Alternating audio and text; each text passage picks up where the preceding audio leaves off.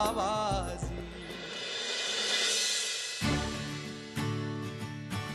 দেখ, এটা আমার সঙ্গীতে পরা ড্রেস। এটা কিন্তু আমি চুজ করেছি। কেমন হয়েছে বল? বল না please. Wow, this color is really beautiful. It will really suit you. Thank you. এই দেখ, এইটা হচ্ছে আমার। এই নাও খাও। কি হলো? কেবল শাড়ি গয়না দেখালে চলবে? বন্ধু বান্ধবরা এসে ধরো ধরো ধরো, ওদের একটু খেতে টেতে দাও। যা যা দিয়েছি সব সোনা মুখ করে খেয়ে নেবে। তুমি কিছু খাবে? বাবা, আজ বাপি যা যা অর্ডার করেছিল তারপর আর খাওয়া যায় নাকি? এই সবাইকে ভালো করে বল, তুই যেটা যেটা পছন্দ করিস কেউ মনে রেখে আমি অর্ডার করেছিলাম। একদম। Thank you Bapi. Love you too. আচ্ছা, আজ উর্বিশ কখন আসছে, কিছু কথা হয়েছে তোমার সঙ্গে? না, আজ তো আমি ফোন করিনি, কোনো কথাই হয়নি আমার সাথে। দাঁড়া, এবার জুয়েলারি গুলো দেখাই। এই দেখ, মোট 3টে গয়না সেট এসছে। একটা গোল্ড, একটা ডায়মন্ড আর একটা প্লাটিনাম।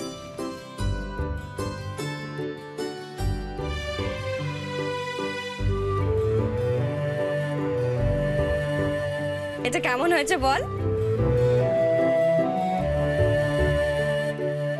এই, তোমার একবার ফোন করে কথা বলা উচিত ছিল। মা, তোর সাথে কোনো কথা হয়েছে উর্বিশে? হ্যাঁ, একটু পরেই তো আসবে। ওর সাথে আমরা ওর ক্লাবে যাব। কি, কাল তোমার বিয়ের সঙ্গীত আর আজ তুমি ক্লাবে গিয়ে মাঝরাতে বাড়ি ফিরবে? তো বলছিলাম মা, আর দুদিন পরে তো বিয়ে করে তুই চলেই যাবি, তাই বলছিলাম যে এই কটা দিন যদি আমাদের সাথে। বাপি প্লিজ, বোকা বোকা কথা বলো না তো। চলে যাচ্ছি মানেটা কি? এখানে কি আমি আর কোনোদিনও আসবো না? এটা তো আমার নিজের বাড়ি, আমার যখন ইচ্ছা হবে আমি তখনই চলে আসবো। আসলে জানো তো কি, আমি যদি আজকে ক্লাবে না যাই তাহলে উর্বিশ খুব আপসেট হয়ে পড়বে। তাই বলছিলাম যদি আমি উর্বিশকে ফোন না। করে।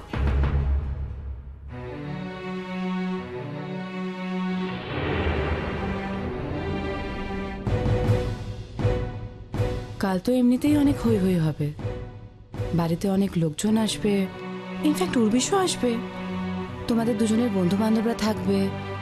তো আজকে ক্লাবে না গেলে চলছে না? না, চলছে না। আজকে উর্বিশের ক্লাবে ব্যাচেলার্স পার্টি, আমাকে ওখানে যেতে হবে, মানে যেতেই হবে বাস। না মা, এ বের আগে তুমি বাড়ি থেকে বেরিও না কো। আমি কি তোমাকে আগে বলেছিলাম না, বের কটা দিন আগে থেকে বাড়িতে থাকতে হয়, বুঝতে পেরেছো? এখন তো ছিঁড়ি ফেরার সময় গো। কিসের সময়? বলছিলাম ছিঁড়ি ছিঁড়ি, এখনই তো ছিঁড়ি খোলে। ছিঁড়িটা আবার কি? বৌদি দেখো, মেয়ে ছিঁড়ি কাকে বলে জানে না। রূপ গো রূপ, কটা দিন বাড়িতে থাকো, আমি ভালো করে আদর যত্ন করি। বিয়ের কোণে ছিঁড়ি না ফেললে চলে? তুমি কি চুপ করবে প্লিজ? কি রে, তোর ছিঁড়ি খুলছে? উর্বিশ আসছে, আমরা যাবো বাস। আর তাছাড়া তোদেরকেও তো ইনভাইট করেছে। কি রে, বল না তোরা। হ্যাঁ, উর্বিশটা কিন্তু আমাদেরকে বারবার যেতে বলেছে। উর্বিশদার বন্ধুরা থাকবে, আমরা থাকবো। না, উর্বিশের বাবা মা যে কেন আপত্তি করছে না সেটা তো আমি বুঝতে পারছি না। ওনাদেরও তো উচিত এখন ওনাদের ছেলেকে। উর্বিশের বাবা মা তোমাদের মতো ব্যাকডেটেড নয়।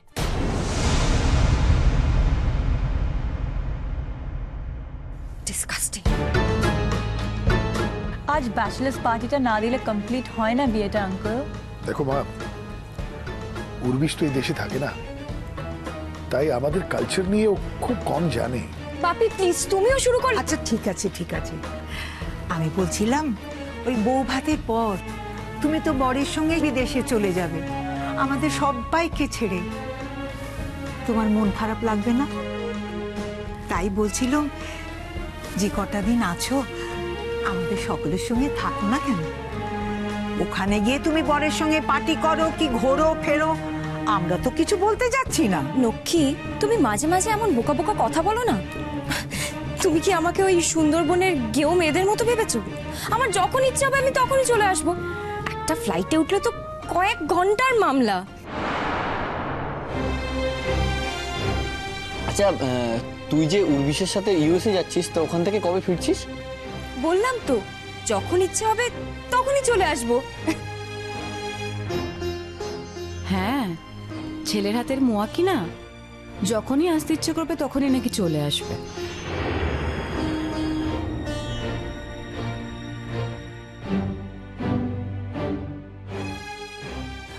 উর্বশী অত ছুটি পাবে নাকি? পাবে না, ওকে কি আসতে বলেছে? আমার ইচ্ছে হলো আমি একাই চলে আসবো।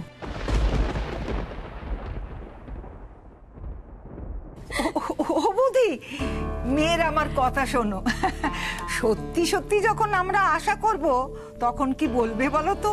ও কি করে আসি বলো, বরকে ছেড়ে, সংসারকে ছেড়ে কি করে আসবো বলো? কমন ভঙ্গুর, তুই এইসব কথা বলবি? লক্ষ্মী, আমি এই বিয়েটাতে রাজি হয়েছি আমার একটানা কলকাতায় থাকতে ইচ্ছা করছিল না বলে। কিন্তু এটা বল মা, যে উর্বিশ কত ভালো ছেলে, আমার কুলিগের ছেলের বিয়েতে দেখা হয়েছিল আমাদের, সেখানে ওর মা তোকে পছন্দ করেছিল। তারপরে উর্বিশও জানালো যে তোর মতো মেয়েকেই বিয়ে করতে চায়। তারপরে আমাদের ফ্যামিলি গেট টুগেদার, সেখানে তোর বিয়ের দিনক্ষণ সব ফাইনাল করলাম আমরা। 1 মাস ছুটি নিয়ে উর্বিশ কলকাতায় আসছে, তাই তাড়াহুড়ো করে আমরা তোর বিয়ে ঠিক করলাম। আর এটাও ভালো হলো যে তোদের মধ্যে ভালো বন্ধুত্ব হয়ে গেল। বন্ধুত্ব আবার কি? এটা তো জাস্ট টাইম পাস।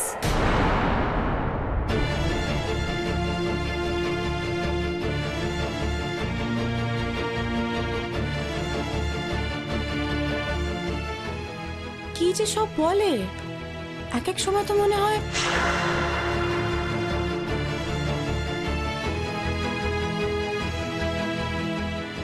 যাকে তোমার মেয়েকে একটা কথা বলে দিও। আমি বললে তো আবার আমি খারাপ হয়ে যাব, তাই তুমি বলো। ওদের দেশে না কাজ করার লোকজন পাওয়া যায় না, তাই নিজের কাজ নিজেকেই করতে হয়।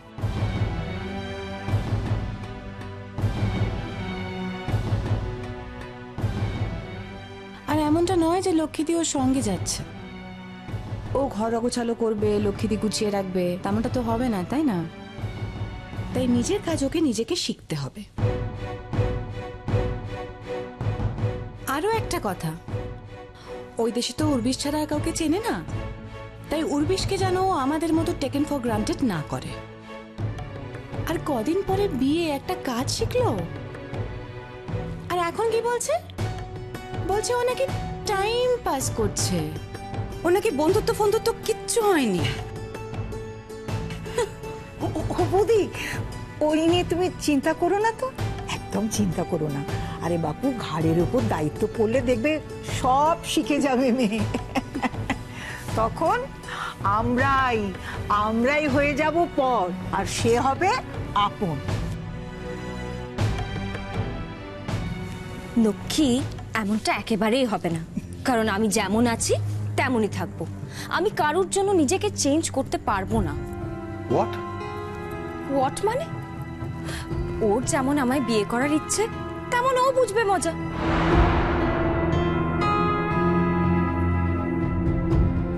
আমি তো আগেই বলে দিয়েছি আমি কোনো দায় দায়িত্ব নিতে পারবো না। এটা ওর রেসপন্সিবিলিটি, ও কি করবে? আমাকে ওখানে যখন নিয়ে যাচ্ছে তখন ও আমার টেক কেয়ার নিশ্চয়ই করবে, আর সেটা যদি না করতে পারে তাহলে বিয়ে কাটটি।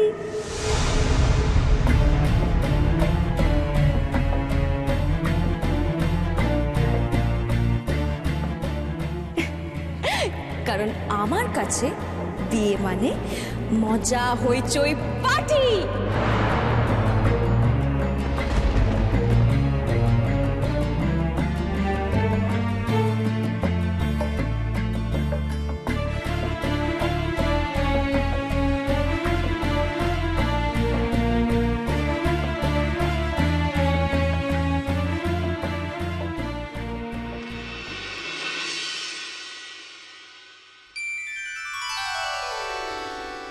বুঝলে, আমার তখন অল্প বয়স, তখন তার মনে এত ভয় ভীতি ছিল না। আর তাছাড়া বরাবরই আমার সাহসটা একটু বেশি। তো সেবারে ওই কলকাতা থেকে কলেজের ছুটিতে গাঁয়ে এসেছি। তো আমাদের গাঁয়ের চাঁদু মিয়া তখন তার দলবল নিয়ে জঙ্গলে কাঠ কাটতে যাবে বলে তৈরি হচ্ছিল। তা আমি তো গিয়ে ধরে পড়লাম, যাবো তাদের সঙ্গে, কিন্তু মা কিছুতেই যেতে দেবে না। তো আমি মাকে আর কিছু বললামই না। ওদিকে ওই চাঁদু মিয়া আমাদের বাড়িতে নিয়ম করে মধু দিত, মা ওকে ভালোবাসতেন খুব। তো সেই চাঁদু মিয়া কিছুতেই আমাকে সঙ্গে নেবে না। শেষকালে অনেক অনেক কথার পরে এইটাতে রফা হলো যে আমি একটা দিনই সেখানে থাকবো, পরদিনই ওরা আমাকে নৌকায় তুলে দেবে। মা গো, ভয়ে আমার সারা গায়ে কাটা দিচ্ছে। আরে এখনই কি রে, এর পরেই তো আসল গল্প। ওদের সঙ্গে তো গেলাম জঙ্গলে। ছেলেবেলা থেকে অভিনয়টা করতে পারতাম বলে সকলে মিলে ধরে বসলো, যাত্রাপালা করে শোনাতে হবে। ওহ মেজকা, কি সাহস তোমার! জঙ্গলের ভিতরে যাত্রাপালা! হ্যাঁ, আমি তো যাত্রার গান ধরলাম। আমি যেমন গান গাইতে গাইতে বিভোর হয়ে গেছি, ওরাও তেমনি গান শুনতে শুনতে বিভোর হয়ে গেছে। কখন যে বাঘ মামা পায়ে পায়ে এসে দাঁড়িয়েছে কেউ খেয়ালই করেনি। আর চাঁদু মিয়া তখন জঙ্গলে গরান গাছ কেটে লোকড়ি বানাচ্ছিল। লোকে বলে ও বাঘের গায়ের গন্ধ টের পেত।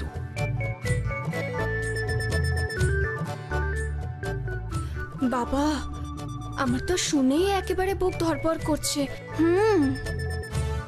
এই দাঁড়া না, আগে পুরোটা শুনবি তো।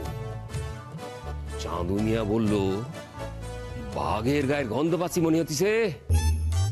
এই চাঁদু মিয়ার কথা শেষ হতে না হতেই বাঘ তো একবারে হুঙ্কার দিয়ে ঝাঁপিয়ে পড়লো চাঁদু মিয়ার ঘাড়ে। তারপর আর আমিও ধড়াক করে লাফ দিয়ে উঠে একেবারে বাঘের ঘাড়ের উপর।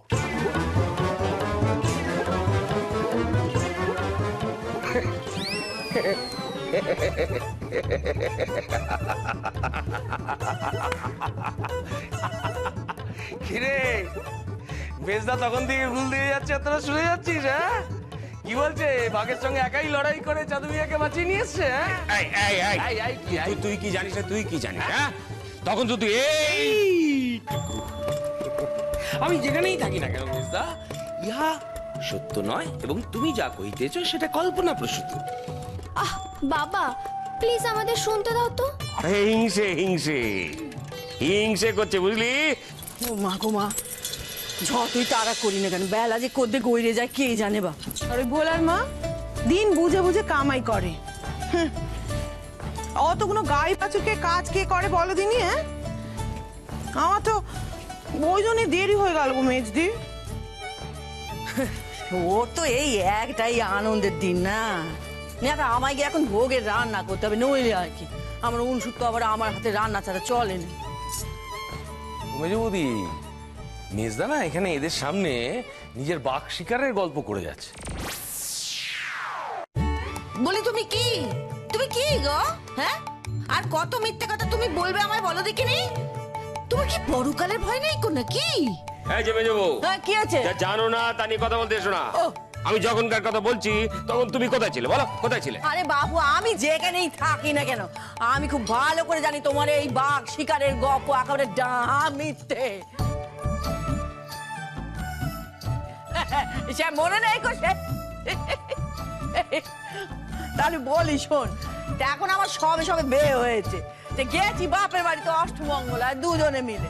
তা আমার বাপের বাড়ি তো সে নির্জন দ্বীপেতে, সেখানে তো যখন বাঘ বেরোয়। রাতের বেলা ঘরের বাইরে ইনি বাঘের ডাক শুনেছেন। বাঘের ডাক শুনে মানুষটা যত চাদর কম্বল ছিল সব নিজেরা জড়িয়ে নিয়ে একেবারে সেই ঘরের ওপর মাচা হয় না, ঘরের মধ্যে সেই মাচার ওপর গিয়ে বসে আছে ঠায়, তারে আমি নামাতে পারি না গো। সারা রাত সে মানুষটা মাচায় বসেছিল। কত বড় বীর পুরুষ!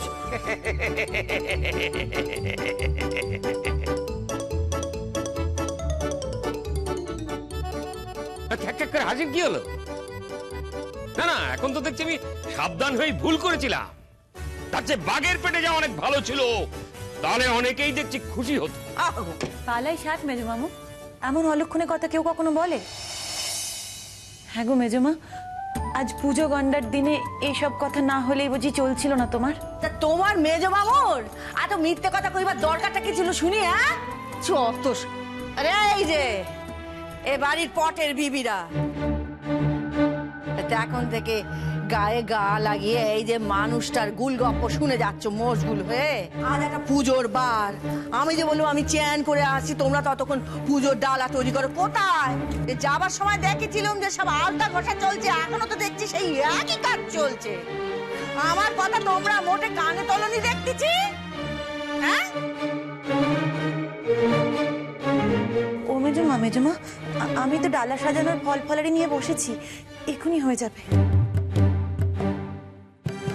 সেটা তো কোনো কথা হলো না মা। এ বাড়ির সব কাজ তুমি একা করতে যাবে কেন? বলি তুমিও বউ, আর তারাও বউ।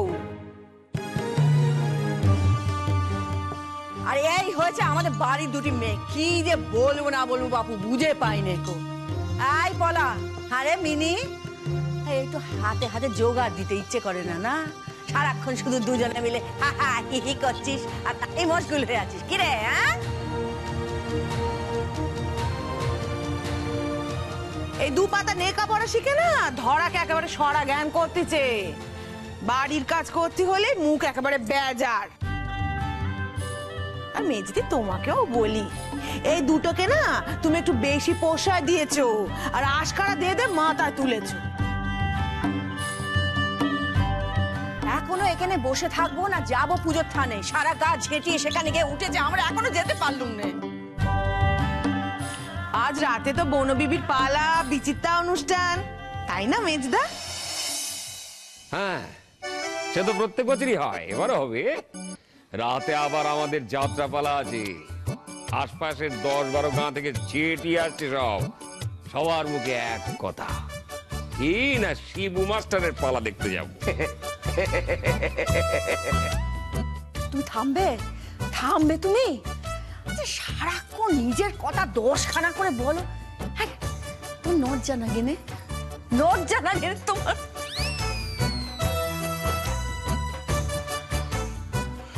মনে আছে সে আগের বার মেজ দাদা যাত্রা পালায় ডায়লগ টাইলগ ভুলে গিয়ে একেবারে। আরে বলি আগের বার ভুলেছিলাম বলে কি এবারে ভুলবো নাকি? তাছাড়া কত তাবর তাবর লোকেরা ভুল করে, আমার কথা বলছি।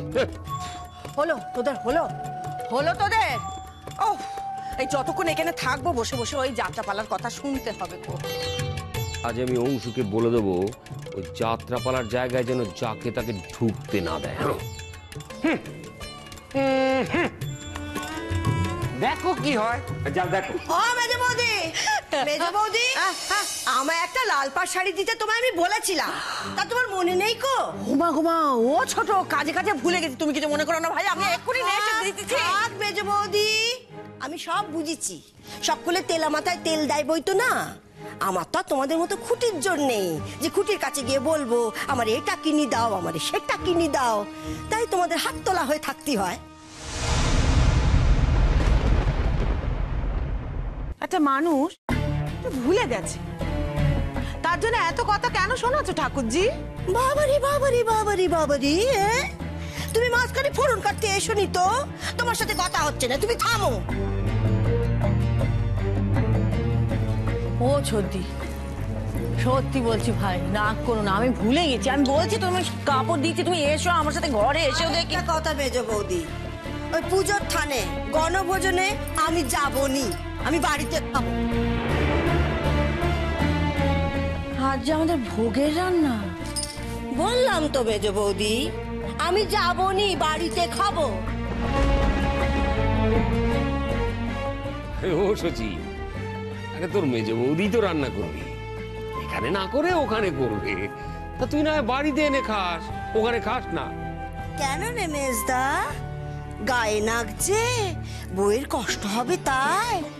চিরকাল যে তুই বউ ফেরুয়া সেটা কে আর না জানে।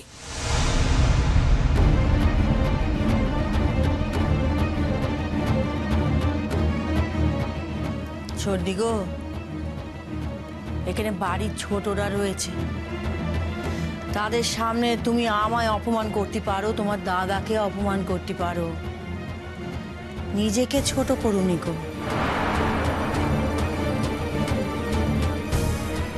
তুমি তো এদের মান্যের মানুষ, তাই না? ভয় পেও না, আমার যত কষ্টই হোক না কেন আমি ফিরে এসে তোমার রান্না করে দেবো কোন, চিন্তা করো না। এসো তোমরা, এসো এসো।